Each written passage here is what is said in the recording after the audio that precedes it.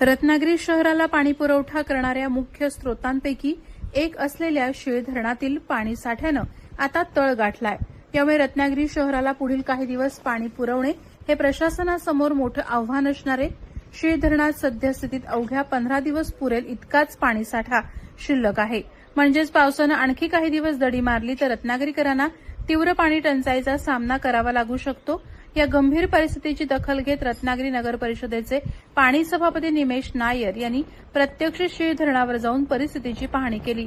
धरणातील पाणी साठ्याचा आढावा घेतल्यानंतर प्रशासनानं आतापासूनच तातडीच्या उपाययोजना आखण्यास सुरुवात केली आहे। उपलब्ध पाणी जास्तीत जास्त दिवस पुरवता यावे आणि नागरिकांची गैरसोय टाळता यावी यासाठी नगर परिषद प्रशासनानं एक मोठा निर्णय घेतलाय।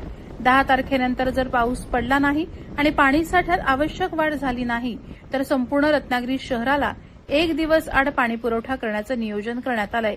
या आणीबाणीच्या आणि संकटमय काळात पाणी सभापती निमेश नायर आणि नगर परिषद प्रशासनानं रत्नागिरीतील सर्व नागरिकांना एक आवाहन केलंय। मान्सूनचं आगमन होईपर्यंत पाण्याचा प्रत्येक थेंब अत्यंत काटकसरीनं आणि जपून वापरा। घरात किंवा परिसरात कुठेही पाण्याचा अपव्यय होणार नाही याची दक्षता घ्या। प्रहार डिजिटलसाठी शुभम पवार, रत्नागिरी।